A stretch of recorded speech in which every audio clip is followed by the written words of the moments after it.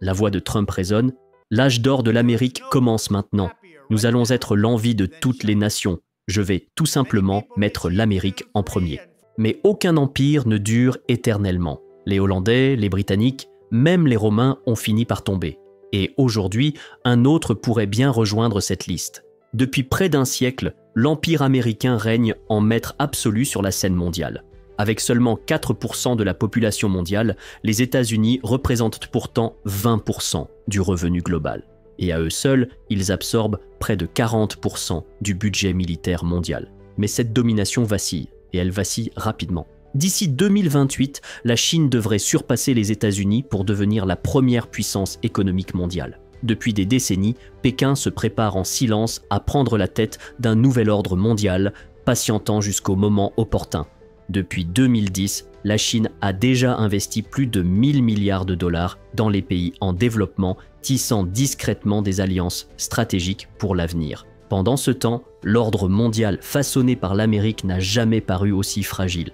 La dette publique américaine explose, au point que le remboursement des intérêts représente désormais un 1/6 du budget annuel.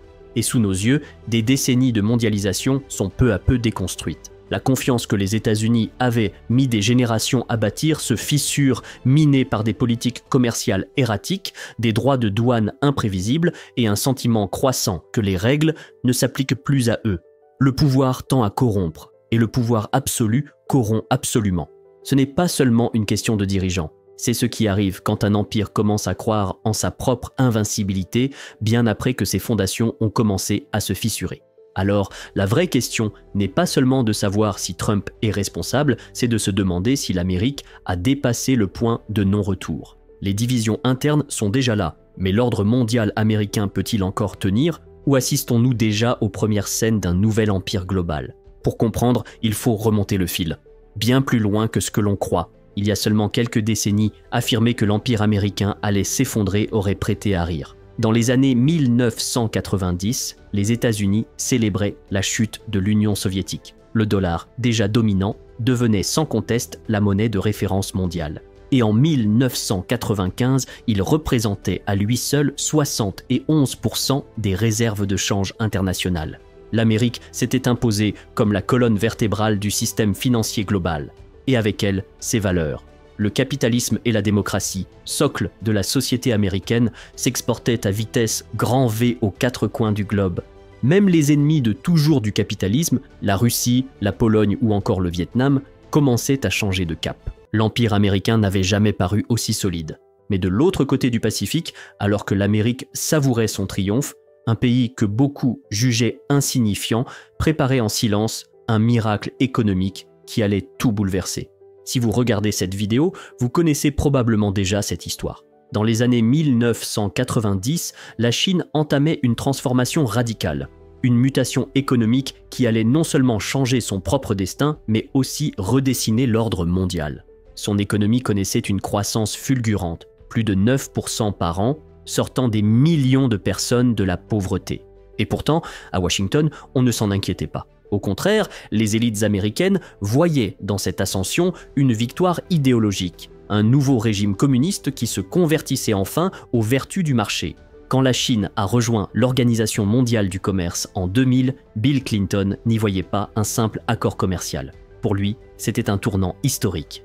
En rejoignant l'OMC, la Chine ne s'engage pas seulement à importer plus de nos produits. Elle accepte d'importer l'une des valeurs les plus précieuses de la démocratie, la liberté économique. Que le pays reste un régime autoritaire à parti unique, pour beaucoup, ce n'était qu'un détail temporaire dans une success story capitaliste sans accroc. Après tout, avec le développement, la démocratie finirait bien par suivre. Non, pour les États-Unis, la Chine représentait la preuve ultime que le capitalisme avait gagné. Ils l'ont donc accueilli dans l'ordre mondial, à bras ouverts. Entre 1995 et 2010, les exportations chinoises vers les États-Unis sont passées d'environ 100 milliards à plus de 1500 milliards de dollars. Mais à Washington, on s'est lourdement trompé sur un point essentiel. Les décideurs pensaient avoir intégré la Chine à leur propre système. En réalité, ils ont ignoré un phénomène bien plus profond. Comme le dit un vieux proverbe chinois, l'eau qui goûte finit par percer la pierre. La Chine n'était pas en train d'être transformée. Elle transformait patiemment sa position dans le monde. Le développement économique suit souvent une trajectoire connue. D'abord, les pays produisent surtout des biens agricoles, avec une majorité de la population vivant comme agriculteurs de subsistance. Puis, au fil du temps, les habitants migrent vers les villes et l'économie se tourne vers l'industrie et la manufacture. C'est exactement ce qui s'est passé en Chine. Entre 1990 et 2020, la production manufacturière chinoise est passée de 100 milliards à près de 5 000 milliards de dollars. Une multiplication par 50. La Chine était devenue l'usine du monde, et les consommateurs américains s'en sont réjouis. Aujourd'hui, 97% des ordinateurs portables et 78% des smartphones achetés aux États-Unis sont fabriqués en Chine. Et ce n'est pas tout. 80% des articles de sport vendus aux États-Unis sont d'origine chinoise. Et pour les jouets, le chiffre grimpe à 83%. L'Amérique, loin d'être autonome, était devenue totalement dépendante de la Chine. Mais soyons clairs, pour le consommateur américain, à première vue, ce n'était pas un problème. Jamais les produits n'avaient été aussi accessibles, jamais les prix n'avaient été aussi bas. Alors, les Américains ont consommé encore et encore, remplissant leurs maisons d'objets bon marché venus d'Asie, tout en creusant un peu plus leur propre tombe financière. Et même si vous ne pouvez pas toujours choisir où votre téléphone est fabriqué, vous pouvez au moins choisir qui vous regarde pendant que vous l'utilisez. Au tournant des années 2000, la dette des ménages américains s'élevait à 1800 milliards de dollars. Mais en 2020, ce chiffre avait quasiment triplé, atteignant plus de 5000 milliards. Jamais autant d'Américains n'avaient vécu d'un chèque de paie à l'autre, s'endettant pour financer un mode de vie devenu inabordable. Et ce ne sont pas seulement les consommateurs qui se sont appuyés sur une dette bon marché. En 2024, la dette publique des États-Unis atteignait 36 000 milliards de dollars. Autrement dit, pour chaque dollar dépensé par l'État, 1 sur 6 était consacré uniquement au remboursement de la dette. Et la trajectoire est loin d'être maîtrisée. Les projections sont alarmantes. D'ici 2034, cette dette pourrait grimper à 54 000 milliards de dollars. Ce qui, ramené à la population, signifie que chaque citoyen américain porterait une dette de 150 000 dollars. Le pays, après des décennies de dépenses excessives, se retrouve au bord d'une crise majeure. Mais cette situation dépasse le simple cadre budgétaire. C'est un symptôme classique d'un empire en déclin. Des centaines d'empires ont émergé, puis chuté à travers l'histoire. Et tous ont suivi un schéma similaire. Leur effondrement n'est jamais soudain. Il s'étale sur des décennies, et il commence toujours par une explosion de la dette. Prenez l'empire néerlandais. Au XVIIe siècle, c'était la première puissance financière mondiale. Inarrêtable, pensait-on. Mais peu à peu, son gouvernement a dépensé plus qu'il ne le pouvait, vivant au-dessus de ses moyens sans se soucier des conséquences. Résultat, à la fin du XVIIIe siècle, l'Empire était déjà en pleine désintégration. Les signes étaient évidents. Un gouvernement hypertrophié, une montée des inégalités et surtout une dépendance croissante aux importations étrangères. Aujourd'hui, les États-Unis se retrouvent dans une situation presque identique. Des décennies de dépenses incontrôlées et une dépendance structurelle aux importations à bas coût ont sapé les fondations du pays. Des fondations qui semblent aujourd'hui sur le point de s'effondrer. Mais les empires déclinants ne suivent pas seuls des schémas prévisibles. L'ascension des grandes puissances, elle aussi, répond souvent à une logique bien connue. Tout commence par une phase de croissance économique rapide, un essor industriel massif, une explosion des exportations et une nette amélioration du niveau de vie. Puis vient l'expansion internationale. L'influence s'étend à travers le commerce, la diplomatie, les investissements stratégiques. Et progressivement, cette puissance montante commence à remplacer l'ordre ancien, à remodeler la scène mondiale pour s'y placer au centre. Aujourd'hui, la Chine correspond parfaitement à ce profil. Depuis des décennies, le pays prépare méthodiquement sa montée en puissance. Sa stratégie est simple, investir aujourd'hui pour dominer demain. Contrairement aux États-Unis ou à l'Europe, l'économie chinoise ne repose pas sur la consommation. Aux États-Unis, 70% du PIB est lié à la consommation. Au Royaume-Uni, c'est 65%. En Chine, à peine 39%. Si les ménages ne dépensent pas, c'est qu'ils épargnent. Et cette épargne a généré une réserve colossale de liquidités, que le gouvernement et les entreprises chinoises réorientent vers des investissements à long terme. Trains à grande vitesse, parcs d'énergie renouvelables, usines de semi-conducteurs, tous financés par l'épargne du pays. Fin 2023, l'épargne des ménages chinois avait atteint un niveau record de 19 100 milliards de dollars, soit environ 57 000 dollars par personne. Et cette manne n'est pas cantonnée à l'intérieur du pays. Dès 2010, Pékin tourne son regard vers la scène mondiale avec un seul objectif, construire un nouvel ordre mondial. Au cœur de cette stratégie, la Belt and Road Initiative. Depuis 2013, la Chine a investi plus de 1300 milliards de dollars dans la construction de ports, de chemins de fer et de centrales électriques dans les pays en développement. Ce projet s'étend désormais sur plus de 150 pays, couvrant plus de 75% de la population mondiale. Et il s'est même implanté en Europe. La Chine s'est également fortement engagée dans le développement de l'Afrique. Un choix stratégique. D'ici 2050, le continent représentera plus de 25% de la population mondiale. En une décennie à peine, Pékin a financé la construction de 12 000 km de routes, plus de 20 ports et 80 infrastructures énergétiques à travers le continent africain. En comparaison, les résultats américains font pâle figure. En 30 ans, USAID, l'agence équivalente américaine, n'a construit que 800 km de routes. C'est 15 fois moins que la Chine. Mais ce contraste ne se limite pas aux infrastructures. Là où la politique étrangère américaine s'est surtout concentrée sur les conflits, la Chine, elle, a pris une autre voie. Depuis le début du siècle, les États-Unis ont été impliqués dans plus de 72 conflits à travers le monde. Prenons un exemple, l'invasion de l'Irak. Elle a coûté environ 2200 milliards de dollars, et après près d'une décennie de guerre, rien de concret n'en est ressorti. Pendant des décennies, les États-Unis ont joué les gendarmes du monde, tentant d'imposer la démocratie et le capitalisme, parfois par la force. La Chine, elle, adopte une approche radicalement différente. Pékin ne cherche pas à remodeler les régimes étrangers ni à exporter son système politique. Son objectif est bien plus simple, accroître son influence. Et contre toute attente, cela ne passe pas par plus de conflits, mais souvent par moins. Plutôt que d'imposer un modèle ou de contrôler les gouvernements, la Chine privilégie la coopération. Elle tisse des partenariats avec toutes sortes de nations sans tenir compte de leur idéologie, de leurs valeurs ou de leur système politique. Là où les États-Unis tentent de façonner les pays à leur image, la Chine se contente de faire affaire avec eux tels qu'ils sont. Et aujourd'hui, ce sont ces deux visions opposées du monde qui s'affrontent. Et à ce jeu-là, il semble bien que Pékin soit en train de l'emporter. En 2023, pour la première fois de l'histoire, la Chine a obtenu un taux d'approbation plus élevé que celui des États-Unis en Afrique. Pendant que l'influence internationale américaine recule, lentement mais sûrement, le modèle chinois, lui, continue d'avancer, avec une efficacité redoutable.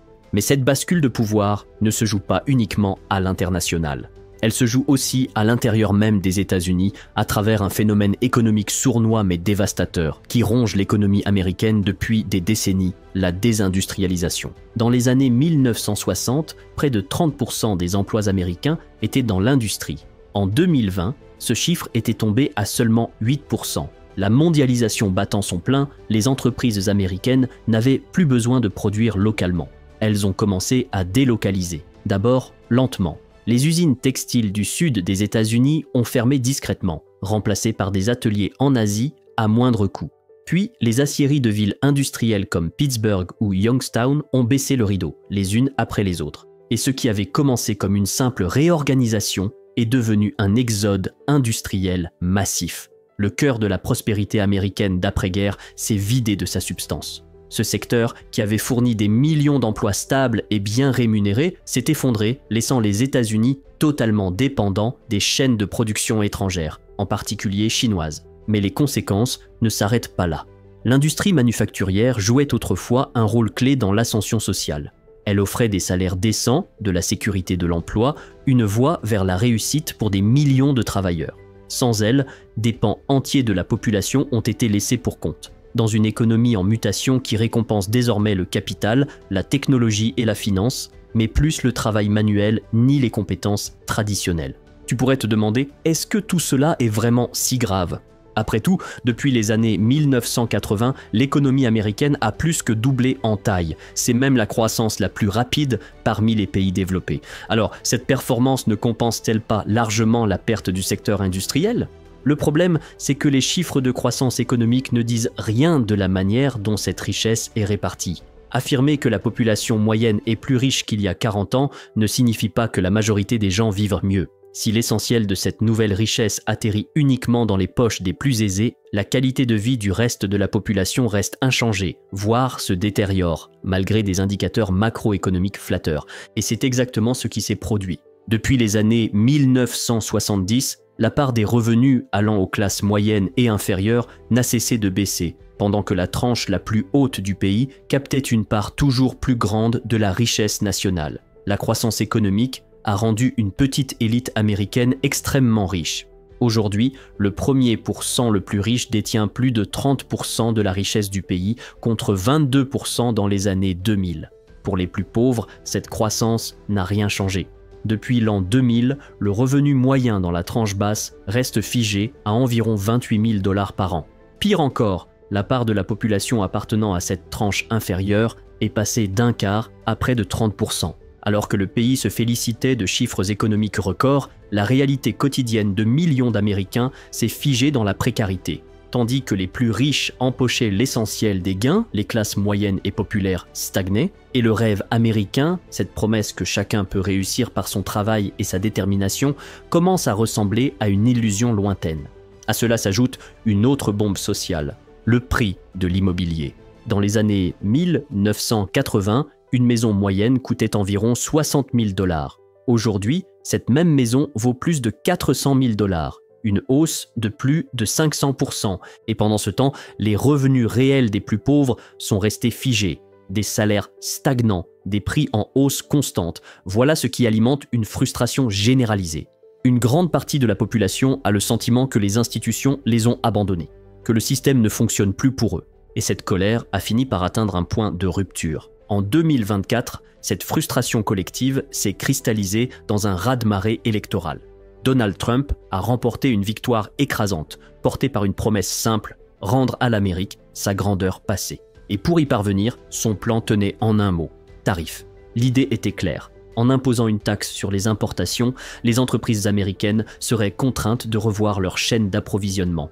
Pour éviter ces nouvelles taxes, elles seraient encouragées à relocaliser leur production sur le sol américain, relançant ainsi un secteur manufacturier à l'agonie. En prime, ces tarifs douaniers devaient rapporter 1 800 milliards de dollars à l'État sur une décennie. Une manne bienvenue pour un gouvernement accablé par une dette colossale. Sur le papier, cette politique semblait habile. Une mesure protectionniste qui redonnerait du souffle à l'industrie nationale tout en générant des recettes vitales.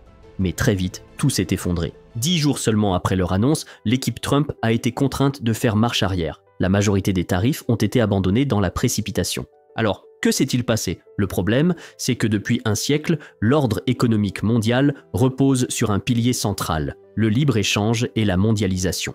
Et au cœur de ce système se trouvent les États-Unis, architectes de ce modèle. Lorsque cette même puissance décide soudainement d'imposer des droits de douane massifs, c'est tout l'édifice qui vacille. Les investisseurs, déstabilisés par ce virage brutal, ont paniqué. Et très vite, un secteur en particulier a menacé de tout faire exploser, le marché obligataire. Car si les investisseurs perdaient confiance et se mettaient à vendre en masse les bons du Trésor américain, les taux d'intérêt s'envoleraient. Et avec une dette publique de 33 000 milliards de dollars, chaque point de pourcentage supplémentaire dans les taux coûterait plus de 300 milliards de dollars par an à l'État. En clair, une hausse brutale des taux d'intérêt transformerait un déficit déjà insoutenable en crise budgétaire totale. Mais cet épisode ne se résume pas à un simple échec politique. Il incarne un moment bien plus inquiétant, une décision précipitée, irrationnelle, typique des grandes puissances en déclin. De Rome à l'Empire britannique, l'histoire montre que les empires en perte d'influence réagissent souvent avec des décisions spectaculaires, des taxes punitives, un repli sur soi. Ils s'accrochent désespérément au pouvoir, tout en précipitant leur propre chute. La volte-face américaine sur les tarifs ne révélait pas une stratégie, c'était un signal d'alarme. Alors, où en est aujourd'hui l'ordre mondial américain? Pendant des décennies, les États-Unis ont régné sans partage. Leur suprématie paraissait inébranlable. Mais aujourd'hui, les fissures sont visibles. L'endettement massif, l'explosion des inégalités, tout cela fragilise les fondations mêmes de leur puissance. Et pendant que l'Amérique s'enlise dans ses difficultés, de l'autre côté du Pacifique, la Chine poursuit méthodiquement son ascension.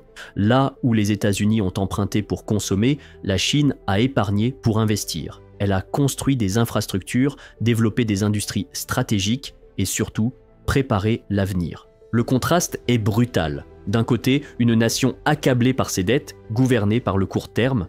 De l'autre, une puissance qui pense en décennies, qui bâtit patiemment sa stabilité et son influence. Aujourd'hui, alors que l'Amérique tente de faire face à ses crises internes, le monde entier observe. Et une question s'impose, l'ère de la domination américaine touche-t-elle à sa fin ?